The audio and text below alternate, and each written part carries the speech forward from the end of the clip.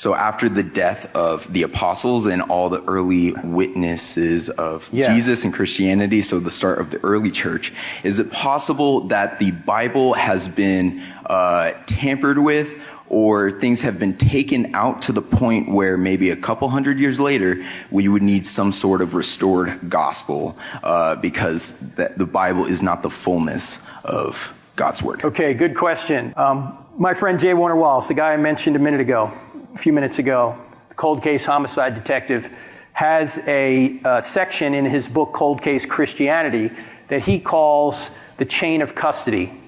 Now, in police work, and we have some policemen in here, in police work, if you find a piece of evidence at a crime scene, you have to document that evidence, and it has to, if it goes to somebody else, there has to be a chain of custody so everybody knows where that evidence went along the way, and nobody could tamper with it, right?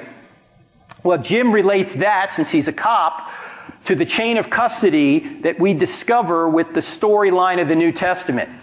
That the apostles all had people that followed them and wrote about what they learned from the apostles, and then those people had mentors that they mentored, and then they had people that they mentored, and they had people that they mentored. So there's a chain of custody of what the New Testament said, independent of the documents themselves.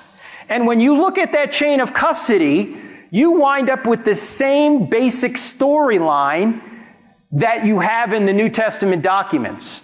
So it doesn't seem plausible that somebody could change the storyline of the New Testament documents when you have this continual 3 or 4 or 5 chains of custodies all saying the same thing through the early years of the church.